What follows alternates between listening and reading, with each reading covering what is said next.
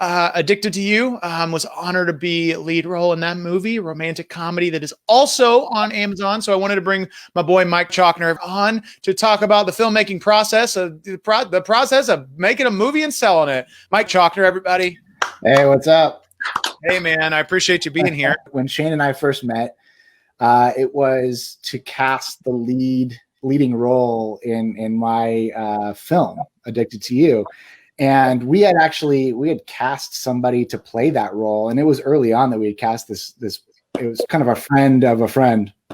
And we got, we did an Indiegogo, we raised money, we had some personal funds set aside to do the whole thing. And we were, going full guns blazing. Cause it's like for me, at least as a filmmaker, and I know Shane's a lot the same way. It's like when you get an idea and you want to move forward with it, it's just like all cylinders, you're going for it.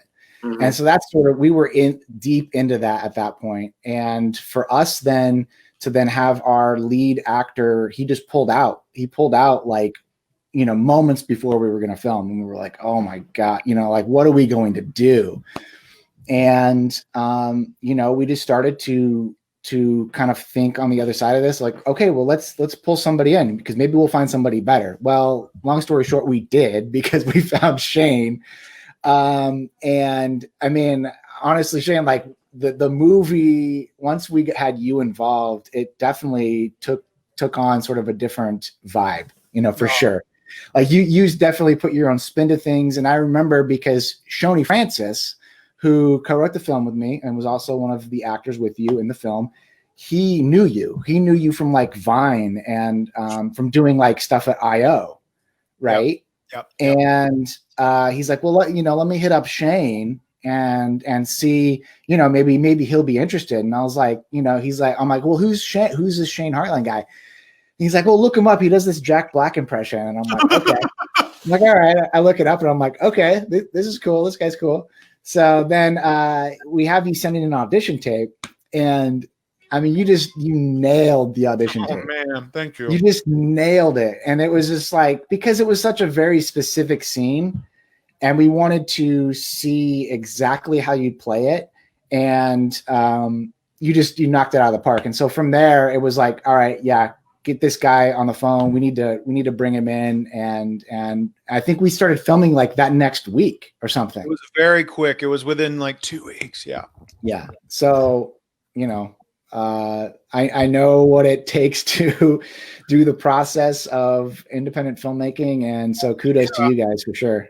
That's why, and first, that was such a blast of a summer because, like we shot, all over a period of time in chunks. Right.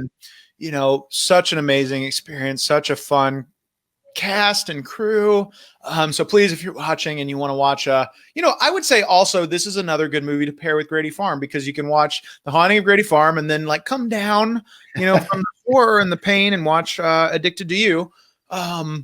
So go do that. But also, man, yeah, I wanted to also have you on not only to promote the film, but to talk a little bit about, the crazy process that goes in to independent filmmaking. And you also sold this to a distribution or got this with a distribution company, excuse me.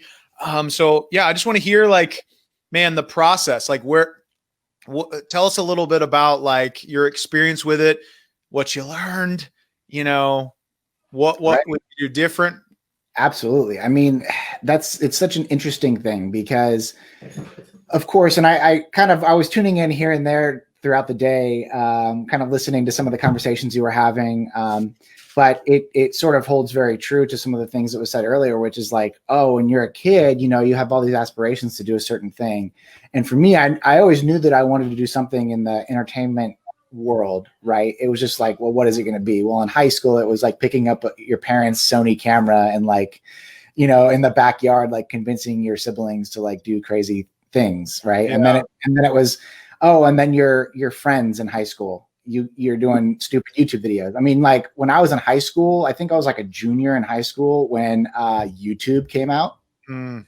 So it was like YouTube was brand new, right? And people are still trying to figure out what was going on with it. But we started putting up these crazy videos. This is a true story. We got YouTube banned at my high school.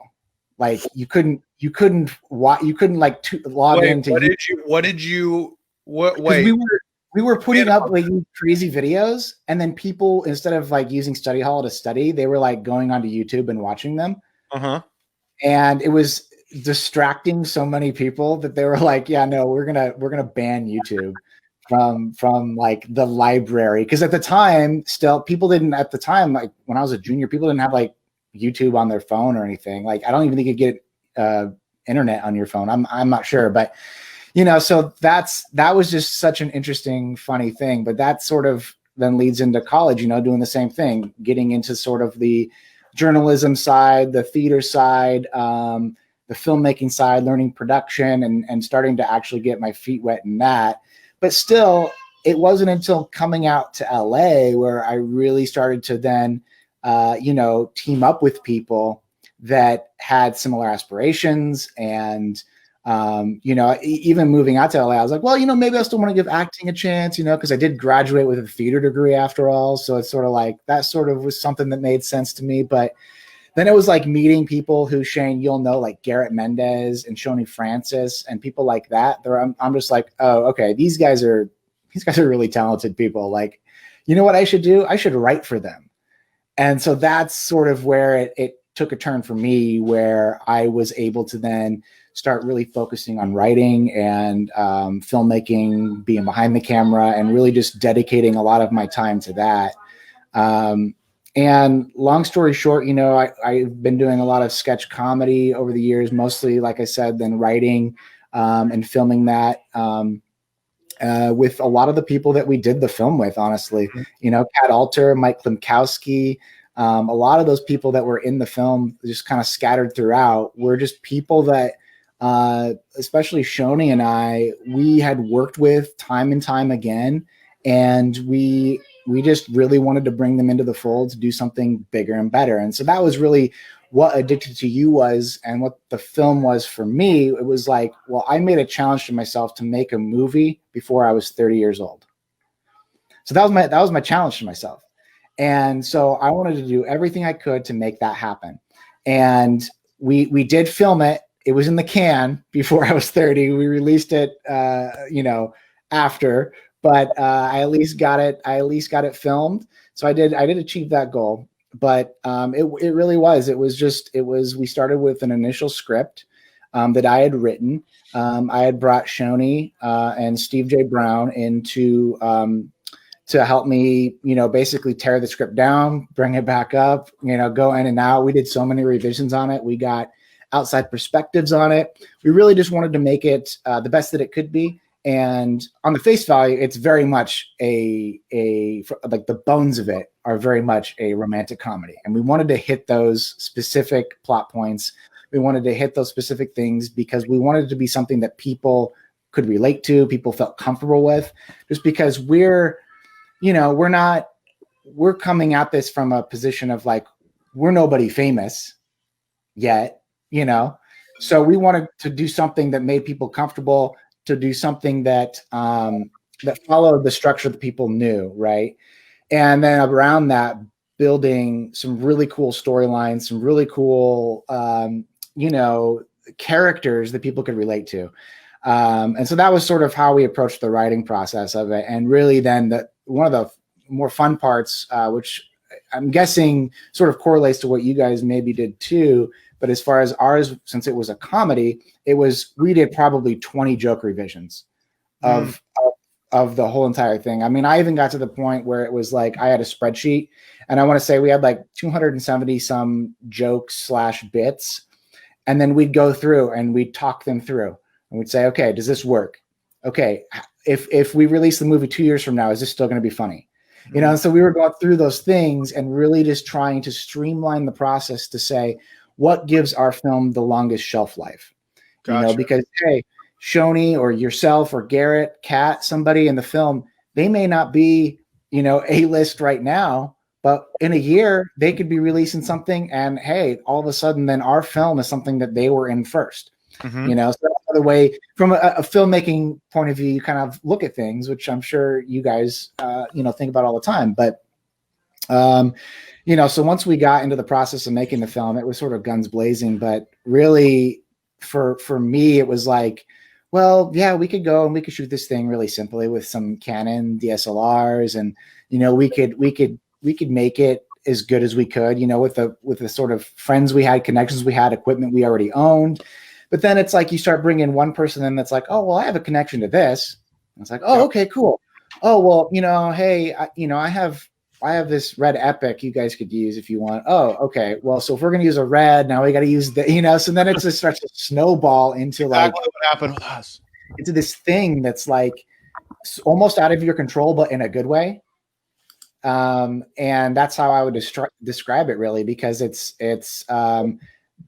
and for me, when we brought in Rebecca Herrick to produce the film, at the beginning of everything, I was really taking on a lot of like the producing of things. But then when we brought her on to really take those reins, that lifted a lot off my shoulders, because then I didn't have to worry about like any of that stuff. I just worried about directing and really forming the relationships with the actors. That's one of the very few processes of filmmaking that I don't like but I understand why it has to happen, is like, you have to stick to a tight schedule. You have to like, when it's time to move on to the next shot, you have to do it. And that is one part of the process. Cause like, we all started in the same type of realm of picking up a camera and shooting things on our own, that like, oh, we could just shoot all day if we wanted to, like, and that's kind of the one part. It's like, oh God, but we're having so much fun, with this scene, but it is, that's a part of it. And, but yeah, once you get the insurance and SAG involved, then it's like, oh man, we got to follow rules, that whole thing. But yeah, I mean, it's adding those different factors too that kind of add some legitimacy to like the process as well, because and for the people that you're bringing into the project, it's I remember a couple of people that we did bring in, and and Shoney would even tell me himself, Shoney, the person that co-wrote the movie, he'd come in and we on some of those days where we had the fake buzz feed that we made, he'd walk in and he'd like, this feels like a real studio. Like, this feels like a real movie. And he's like, and then that's just kind of what it is. It's like, you kind of project that legitimacy for your own film and for your own crew. And, I guess it kind of touches on professionalism as well. It's like, and from the get-go for me, it was like, I wanted to see this project through. That was my goal. And the first goal was like, I want to make a movie and I want to prove that I can make a movie. Okay. Well, then it was, I also would love for that movie to, be accepted into some film festivals and also to land on Amazon. Well, I got all those things accomplished, and it sounds like you guys are right in line with that as well. So again, congrats. Thanks, man. I appreciate it. Well, and I was listening in a little earlier when you guys were talking about the process of post-production, which, honestly, that process gets overlooked a lot, because it's just like, oh, well, it's joked about a lot. Like, oh, we'll fix it in post, right? Well, somebody's doing that fixing in post. And oftentimes it's like you two, I'm guessing. And for our film, it was myself a lot of the time. And, it for us, it took a good year before we could even get like a full solid cut together of the film.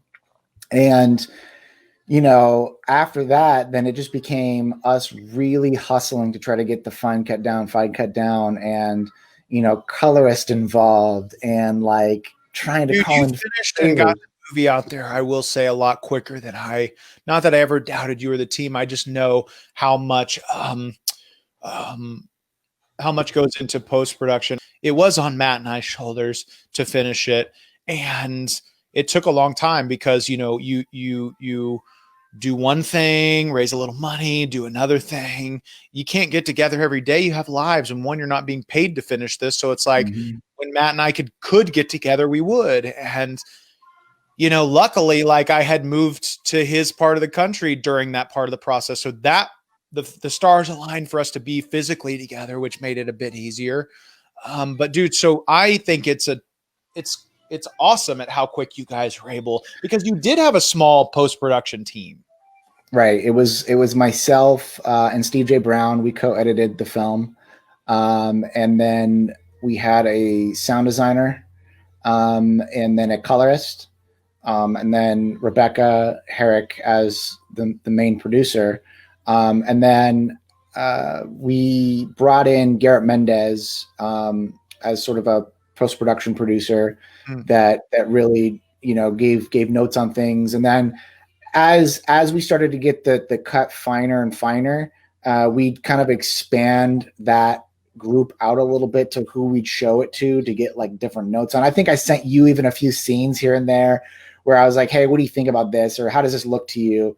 And we were kind of just getting that feedback. And actually one of the first things we did, which was really important to me because we were actually still trying to raise money as we were making the movie and as we were filming.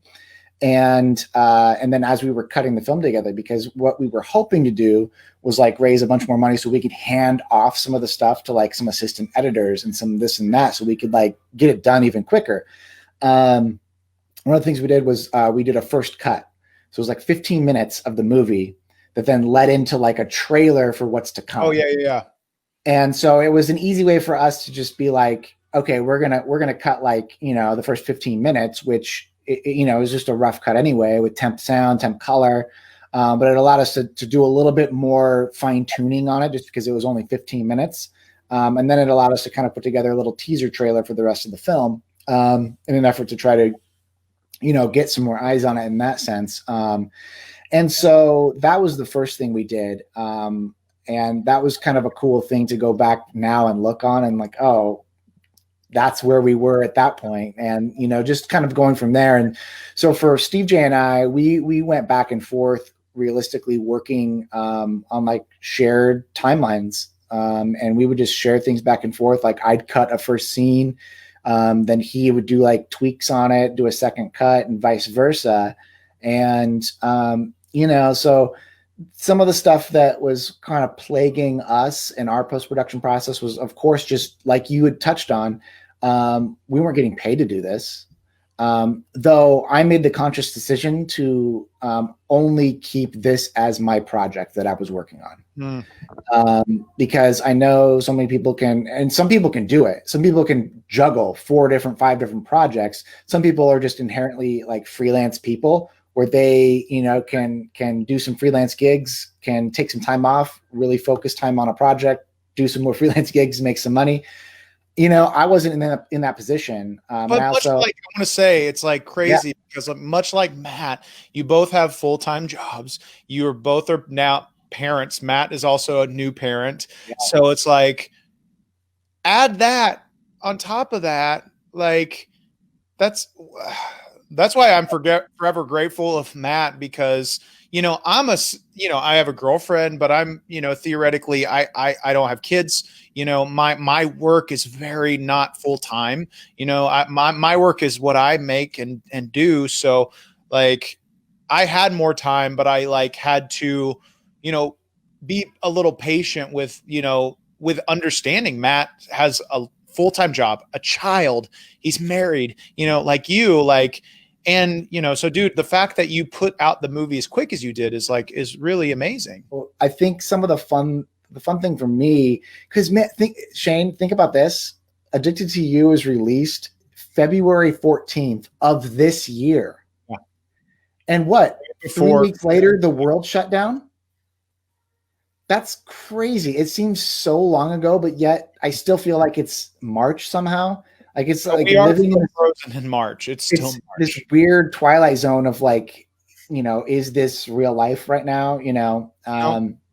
So that's just something that I keep thinking of. It's like for me as well, you mentioned the kids thing.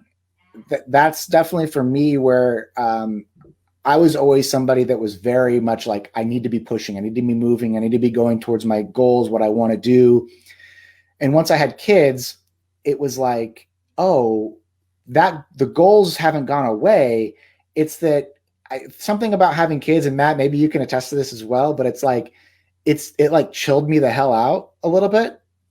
It's like, oh, you know what? I'm going to get there and I'm going to do it the way I want to do it. And my kid might be hanging on me while I'm in a meeting doing revisions on a script. Like I might have my kid on my lap when I'm editing but that's just what it is. That's who I am. It doesn't change me creatively. It just means now that I have other responsibilities and other things that kind of fulfill my time and are a part of my day. So part of what my point was with that was that before I had kids, I was at Second City, I was writing for sketch shows, I was doing this and that. But now it's like when I had kids, it's like, well, what can I focus on? What's the thing that I can focus on when I'm at home, spending time with my family, or when they've fallen asleep and it's 8:00 at night? Well, I really started to focus on script writing and writing screenplays. And so that's really been my focus. And really, I've tried to hone in on that. And really the first complete screenplay that I did was Addicted to You. And it took a long time to do that. But it's like, once you get over that hump and over that, oh, I did do this. It was received well. People liked it. It made sense. Now I can really hone in on like going outside the box, creating outside the box, doing new and creative ideas. And since then, I've written 4 full screenplays. I'm working on one right now. And every time, one of the things I've been challenging myself to do is write something different every time. So, I wrote sort of like a Pixar film that is totally something different, right? I wrote sort of another kind of a dark romantic comedy, dark dramedy, sort of a Ben Stiller style comedic film. And right now, one of the ones that I'm working on is actually a biopic of my great uncle. His name was Harry Kersenbrock, and he was in 1925. He was a 7-foot tall basketball player in high school basketball player. Wow. So imagine this, like, kid that's 2 feet taller than everybody else in Nebraska, of all places, basically able to touch the hoop, and initially gets sort of discarded to play in any of the big schools in the NCAA because they thought he was too tall and uncoordinated. Well, 2 years later, he ends up playing for a smaller college, Doane College in Nebraska, and ends up getting recruited to play for Kansas University. Wow. And at the time, and still now, obviously Kansas University is one of the big household names in college basketball.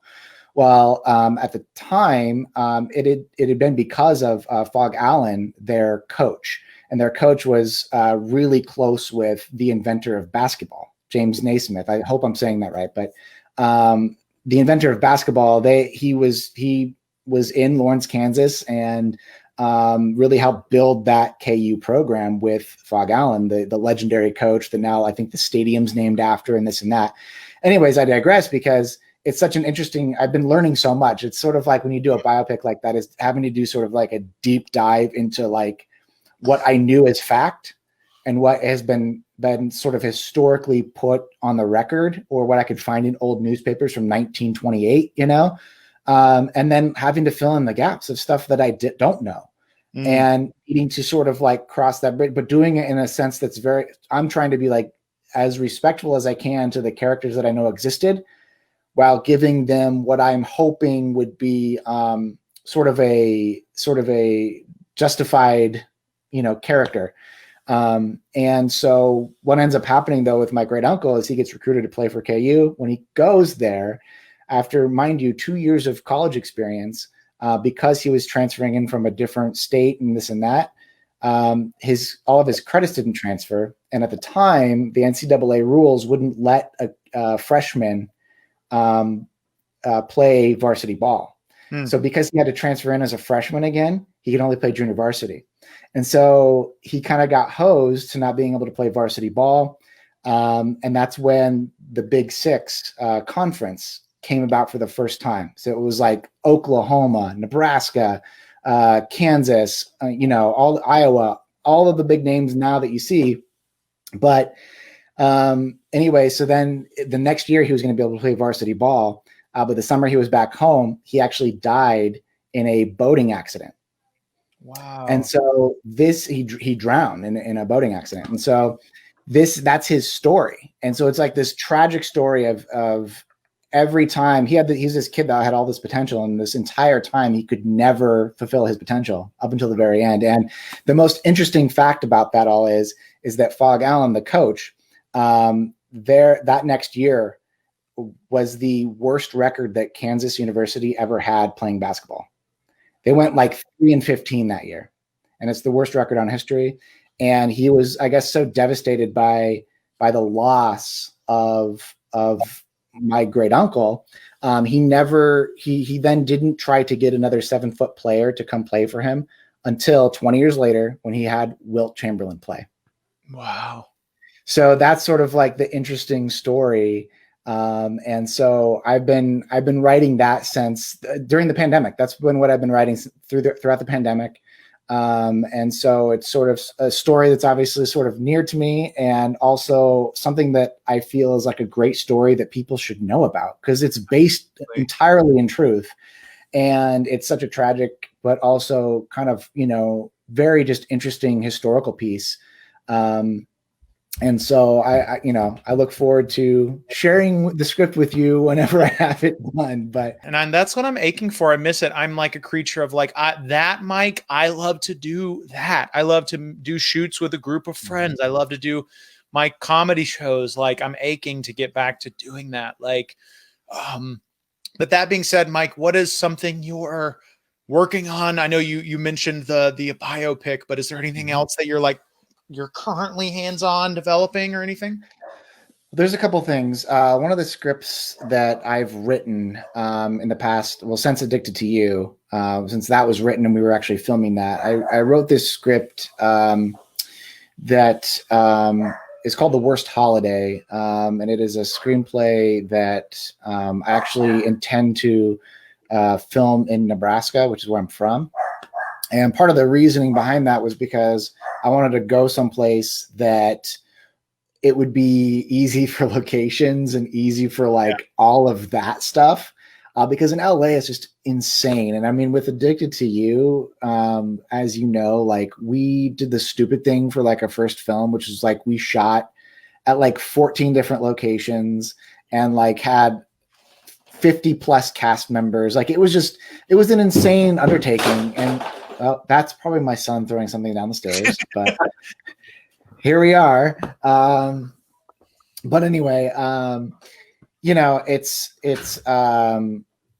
I lost my train of thought with that, but The Worst Holiday, it's something that I've been sort of tweaking. It's a script I've been tweaking for a couple of years now, but it's something that I fully intend to go and film in Nebraska. And now it's sort of a light of fire under my ass. After this pandemic's done, I want to go get this filmed. So that's one of the things. And it's definitely it's a dark comedy.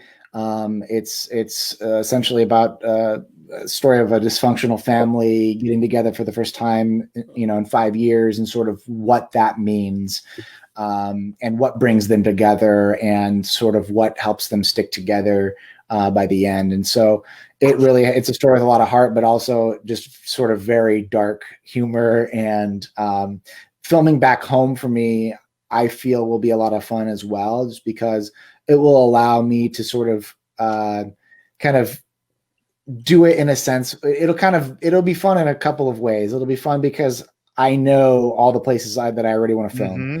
And I know the people there will be very welcoming to allow me to do so. It's exactly what happened with us in Grady Farm. Yeah.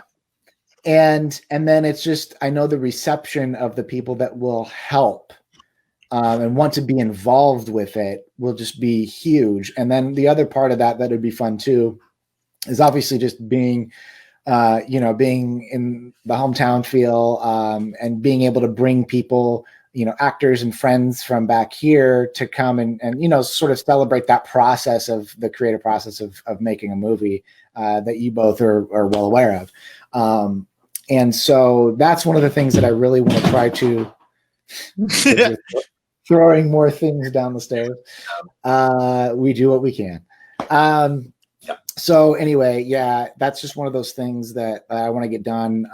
But again, it's one of those questions of now, okay, how do I want to do it? What's the budget? How am I going to accomplish this? Do I want to try to really pursue getting like an A-lister, like that one A-lister that can really help push things over, somebody that's looking for an independent project, sort of. So it's all those questions of like, Nicolas Cage. Where do you want to go? How do you want to do it? And then, because as you guys are probably, obviously you guys are aware, but for anybody that's watching that may not be, it's sort of like with an independent film, something that can really, it's been proven. I mean, even with YouTube videos or Vines back in the day, or TikTok, any of that stuff. It's, if you can get somebody that has some sort of star power or following or something, that can put eyes, there's value with that. And so with an independent film, the value, if you can bring somebody in that's an A-list actor, that can be somebody on, if you have 4 or 5 main cast members, if it can be somebody that's your main 4 or 5 that comes in, you can attach their name to it. They're willing to be in the project for, cheap or favors, or if you know them well enough that they'll just do it for you. And they're willing to come on or help produce it or something like that. If you can bring them in and they believe in the script enough to help you see it through, that can help you then with raising money. Absolutely. That can then help you with getting into film festivals. I mean, quite honestly, I mean, the film festival circuit in and of itself, I mean, there's thousands and thousands of films that are submitted to film festivals. And so you're right. Yeah. I mean, Josh Server being a part of the Haunting of Grady Farm helped us a lot in getting it with High Octane Pictures. I mean, exactly. Yeah. So signing with a distribution deal, any of those things. And then in the end, hopefully, selling it or getting just more and more views on it. If you do go the independent route of putting it on Amazon or iTunes, whatever it is. So that's sort of where it's at, because at the end of the day, as much as we are all artists and we all love to put in the hours and hours of unpaid time into projects, to be able to do it and actually and I'm the type of person, I don't need to be the rich and famous. I just want to be able to pay my bills, and I don't care about famous. I want to be rich. I want to just be able to make projects, have fun doing it, and get, produce my projects and have a little bit of money in the bank to do that, 100%. So, but that's one of the projects. The other big project that I've been writing and have really put a lot of time into working on with Rebecca Herrick, actually, and Abby, who is the script supervisor on our film. By the way, did you know she did continuity on the new Borat movie? Yes, we were talking. She told me that, and I was like, oh my gosh. She's like, yeah, I can't wait to hear the stories. She's like, yeah, I was under a huge NDA, of course. I mean, yeah. But it was interesting too, because every time now that I write something, I'll send it to her and I'm like, please. Oh, she's so good at that. Give me notes. Let me know what you think. Cause she's reading scripts all the time. Hold that thought 1 second, Mike. I'm going to bring in Miss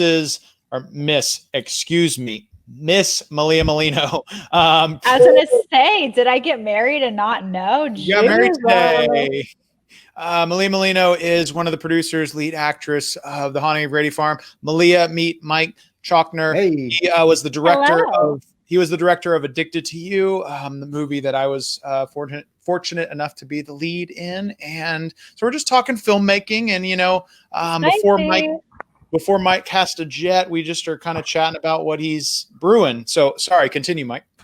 Yeah. So one of the script that I actually started to sort of outline and think about 5+ years ago was this idea on Peter Pan, the world of Peter Pan, and essentially what would happen if everybody left Neverland, but there was one last lost boy that was sort of like the kid that never wanted to grow up, that just decided to be a man-child living in Neverland. Right? Can I please be that? This sounds like my favorite thing in the entire world. I'm a effing lost boy. Like, it is a very tongue-in-cheek, very funny adaptation of the Peter Pan world. And so again, like I talked about with writing that biopic that I'm working on right now, it's obviously source material is there. It's Peter Pan, right? Everybody knows Peter Pan. So everyone's going to pick out the little details and know if you're like full of BS on it. So like I'm reading all of the original Peter Pan stories, I'm going into like deep like internet holes of like all of this Peter Pan, a little bit of hook research. Yeah, absolutely. And so obviously Walt Disney and that whole thing, they did their own adaptations to the original works, which then they sort of from there have created their own worlds or things that have now been accepted as this is part of the Peter Pan world, specifically with fairies and how does. So think about this. Have you ever thought about how does fairy dust work? Every day. It's just things like that. So it's things like that I had to educate myself on in the sense of creating a world that seemed realistic and I could be taken seriously doing it from a writing standpoint. But my entire intention, and maybe putting it out into the world right now, I can make it happen. My entire intention is to get it in the eyes of Adam Sandler. Wow. And Happy Madison Productions, because it's a total like my dream thing to do with it would be for Adam Sandler to play the lead in this. Sure. And because basically it's the last Lost Boy comes down to Earth. He's forced to come down to Earth because an asteroid destroys Neverland. Oh no! Wow. And he's forced to come down to Earth, and I'm a Lost Boy. He's a Lost Boy. Where is Peter Pan? Where is Peter? I forgot you do a good Sandler. But he comes down to Earth and finds Peter Pan, who I would love to be played by Bill Murray. Oh my God. So you should make a rip reel with like pre-existing Sandler footage, pre-existing Bill Murray footage, pre-existing Hook, Peter Pan footage, and like make a 60-second like little rip reel of that idea, put it out to the universe in like a campaign where you just are constantly getting people to tweet it to Adam Sandler. Like that idea is gold, dude. Can I just jump on this? And I know I just met you, Mike, but here we are. And I'm just going to say, if there's openings for like a Tinkerbell audition, just throw it my way. It's my dream role, or any fairies or Pixie, send me to Pixie Hollow. It's cool. That's all. Please continue with the conversation. It's one of those things right now. I've been trying to get a lot of, I've been entering into a lot of like, contests and festivals to try to get eyes on it, to try to get, I've been pitching it to a bunch of different places. So it's just, I'm trying to get as many eyes on it right now as possible. But for me, it's one of those, I was stuck on it for so long, specifically on a couple of plot points, which I know creative people, you guys have all probably been there, right? Where it's, you have this great concept, this great idea, and then you get to this one point where you're just stuck on. Well, I was stuck on this plot point for over a year. And I just couldn't get past it. I just moved on, went to other things, and I figured. And again, this calls back to like, kind of being able to chill out after you have kids, sort of thing. It's like, well, you know what? It'll come to me when it comes to me. I'm not going to force it, And so there, all of a sudden, one day, I'm sitting there like editing, working on something, and all of a sudden, it just dawns on me like the plot point that I need to fill. And it's just from there, the rest of the movie, like the last 30 pages, just flowed. And it was done. And so now I'm really happy with where it's at. And I really want to, like I said, I'm putting it into the world, trying to get it into Happy Madison Productions, because it's just one of those, it's a very like Sandler film. It's a very like Pixels meet. Absolutely. Like anything that he's done that's crazy. But have you seen Hubie Halloween yet? I have, yes. Yes. Did you love it as much as I did? Here's the thing. Yes, I loved it. I loved it because I am a diehard, true until the day I die Sandler fan. He was like literally the first like inspiration that I had as far as like a comedian / like filmmaker / script person, and any of those things. And he's definitely the person that inspired a lot of that. So Hubie Halloween, like that was entirely like for Sandler fans. It was. Oh yeah.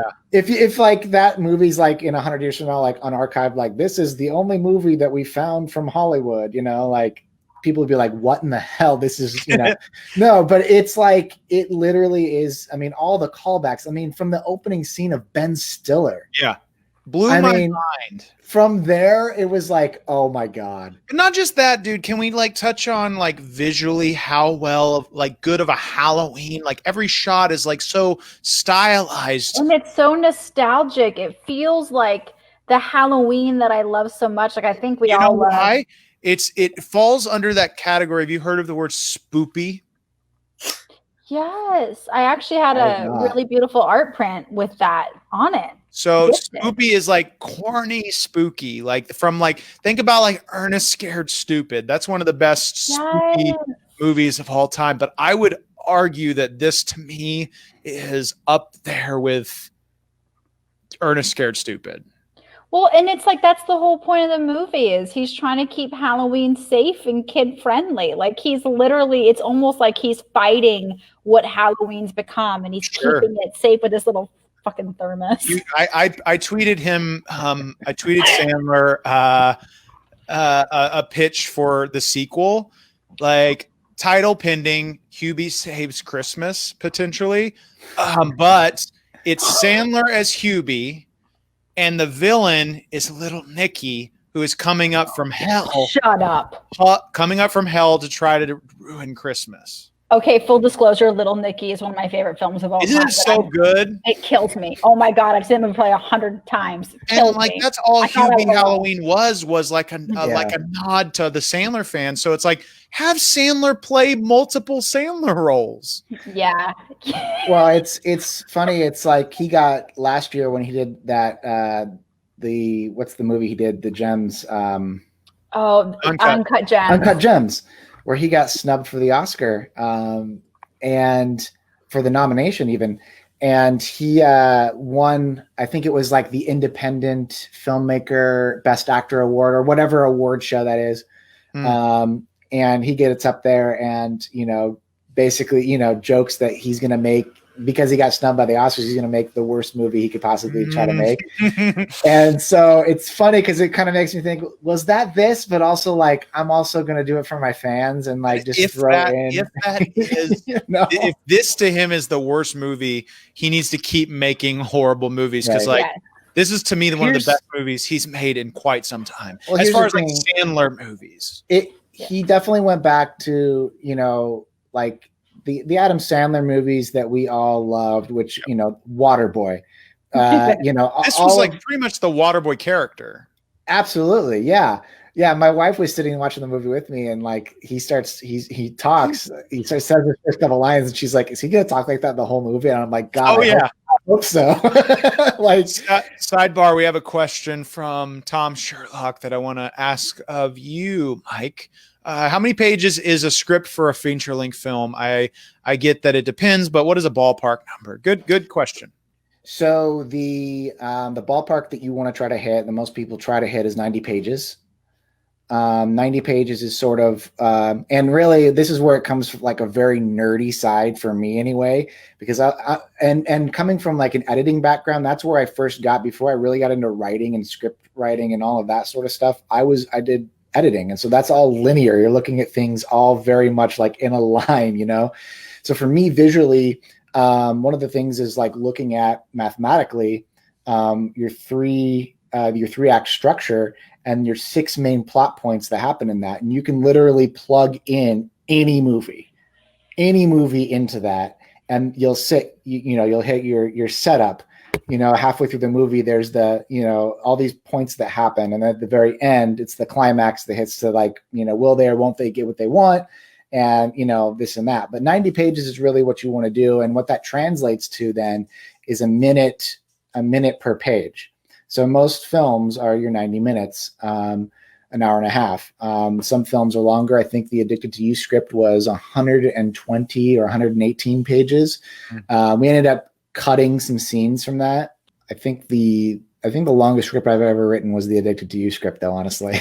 It was and I even kind of thought that, and I thought going into it, I'm like, I mean, I know that you shoot longer to try to cut back, but like, I was like, there's going to be a lot of this that's going to be trimmed back. And, you know, that's a part of it. But Mike, I want to say, first of all, thank you for I know you are so busy, a dad, a filmmaker, full-time job. So taking the time out to hang out with us, it really means a lot to me. And I want to give the floor to you before we have to let you go to promote anything you like. And then, it just means a lot to have you here. And I'm glad you could meet my friends virtually. Absolutely. Yes. Well, thank you guys for including me in this. It's really cool. And congratulations on the film. I will definitely be watching it, probably, I'm guessing, without my kids. Though, funny tidbit, Borat came out, a week and a half ago? And so, you know, the wife and I are sitting there like, we're going to watch Borat. Well, my youngest daughter, 3 years old, she wakes up and comes down to the couch, you know, and sitting there, and she's snuggling there, and we're watching Borat, and all of a sudden, like, my wife's asleep, and I'm starting to get really tired, and it's towards the end of the film, and then I look down, I realize she's been awake this entire time watching Borat. Yeah. And I was like, oh, and I'm like, we need to go to bed. Like, I need to take you to bed. She's like, no. I really liked watching that. And I'm like, oh no. And the next day I wake up, I'm like, hey, so that movie that you were watching last night, like, what was your favorite part? And she's like, the part where she eats the baby. Which, if you haven't seen it, remembered like that detail. Literally remembered that detail of her like choking on So, anyways, you know, it's part of parenting a little bit, but you know, it is what it is. But as far as things to promote, I would feel silly without saying that if I could promote one thing, it would be for everybody to go and vote tomorrow. Yes. Please go and vote tomorrow. It's very important. And if there's anything else that I could say that I've really just been immersing myself into, which would be just the activism into everything that's going on right now. And just please, whoever you vote for, please go out and vote, because it's so important that we all have our voice heard and that everybody has a chance to have their voice heard. And so that's very, very important to me. With that said, I did write this book. What? It's this book that I wrote. It's called Tantrum Tuesday. That's amazing. It is a picture book about a not so presidential president. And so you can check that out. Where can people get this? It's on Amazon. And partial proceeds do go to Planned Parenthood. So that's amazing. That's something that's available. Is it mainly pictures with like a couple lines? Like, can you read us like a page? Read us a page, Mike. Read us a page before we send you off. Let's see here.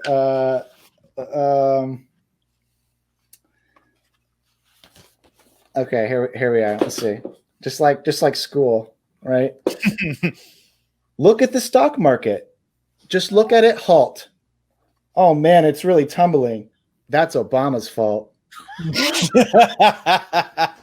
So yeah, so, this is good. It's this. I put it out. It was one of those things that I just, you know, it started out as this sort of like weird anti Trump poem that then turned into a just a funny concept for like a book idea, and then I just got the animations done and put it up online. But you know, so we'll see it. But please, everybody, make sure you vote. That's my pitch to you. Please. And then go home and watch Addicted to You and The Haunting of Grady Farm. Well, and I was going to say, since tomorrow is election, was that intentional to put your movie release on that day?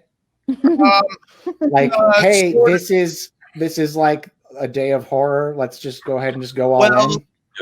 They offered, it was either this or I think next week, and I'm like, America could be non-existent next week. Let's get it in while we can. My running joke is with like come home and then come down by watching The Haunting of Grady Farm. Snuggle in. Cozy. Relax and come down from the terrifying day by watching the an uplifting film. People will honestly probably need distractions, you know. Sure. And so, yeah, that's great. And congratulations to you guys. I appreciate being on. I just had my first like deliriously tired twitch. That's probably not a good thing. Oh, I'm excited now. Get out of here. New Mike, drinking game. Mike, thank you so much, dude. Thank you. Love you, man. Absolutely. And let's make more stuff soon. Absolutely. Love you, dude. Bye. That was Mike Cochnar, everybody, the director of Addicted to You, the film I was fortunate enough to be the lead character as Luke. That is available also on Amazon, where tomorrow you will be able to rent The Haunting of Grady Farm